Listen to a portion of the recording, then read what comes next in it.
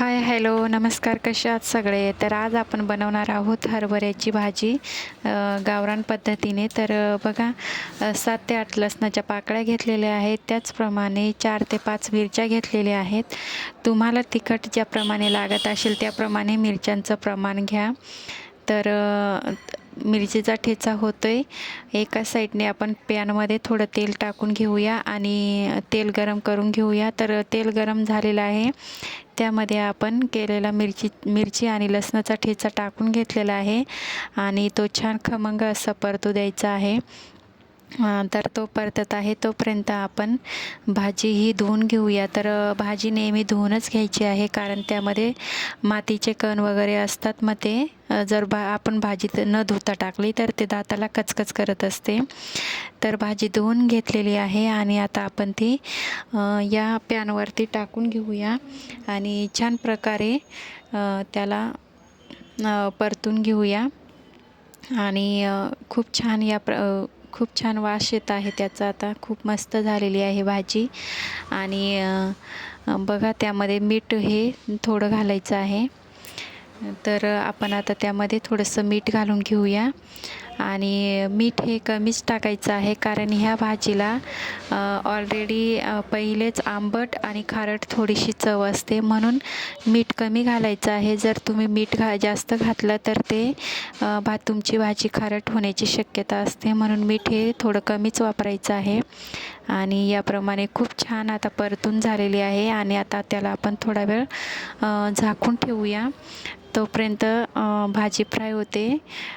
तोपर्यंत आपण आता बाजरीचं पीठ मळून घेऊया. तर कधीही बाजरीची किंवा कुठलीही भाकर करत असताना त्यामध्ये थोडंसं मीठ घालून घ्यायचं, जेणेकरून भाकरीला खूप छान अशी चव येत असते. तर एक साईडने बघा आपली भाजी पण खूप छान परतत आहे आणि आपण आता दुसऱ्या साईडने भाकरीची तयारी करून घेऊया. तर भाजीचा खूप छान असा वास सुटलेला आहे आणि आता या भाजीचं सीझन चालू आहे, म्हणून ही भाजी या टायमात खायलाच पाहिजे, खूप छान लागते. तर मोबाईल स्टँड नसल्यामुळं मी एका हातात मोबाईल पकडले आणि एका हाताने भाकरी थापते. नाहीतर मला दोघं हाताने पण खूप छान भाकरी तयार करता येते. तर आपली भाकरी ही छान प्रकारे गोल गोल राऊंडमध्ये तयार झालेली आहे. तर आपण तिला आता तव्यावर टाकून घेऊया.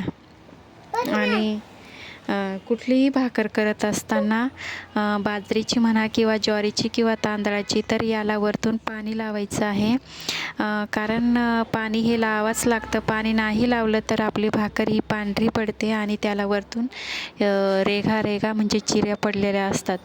तर कधीही भाकरी कोणतीही केली तर वरतून त्याला टाकल्यावर लगेच पाणी लावत जा आणि आपली भाजी एका साईडने तयार होते आणि भाकरी पण खूप छान भाजली गेलेली आहे. तर बघा आपली भाकरी कशी एकदम टम्म फुगलेली आहे. आणि मला तर चुलीवरची भाकरी खूप आवडते, पण इथं आपल्याला सुविधा नसल्यामुळं गॅसवर करावं लागते. आणि खूप छान अशी भाकरी तयार झालेली आहे. एका साईडनी भाजी पण छान शिजत आहे आणि भाकरी बघा खूप मस्त फुगलेली आहे. आणि ही भाकरी खमंग झाल्यामुळं याची चव खूप छान लागत असते. तर भाकरी पण तयार झाली आणि आपली भाजी पण तयार झाली. तर आपण आता ताटात वाढायला घेऊया आणि गरम गरम भाकरी आणि गरम गरम भाजी खायला तुम्ही लवकरात लवकर या. कुणाकुणाला अशी भाजी आणि गरम भाकरी आवडते मला कमेंट करून नक्कीच सांगा. आणि व्हिडिओला लाईक, शेअर आणि सबस्क्राईब करायला मात्र अजिबात विसरू नका. तर आपल्या नवनवीन व्हिडिओ बघण्यासाठी व्हिडिओला सबस्क्राईब नक्कीच करा. भेटूया पुढच्या व्हिडिओमध्ये.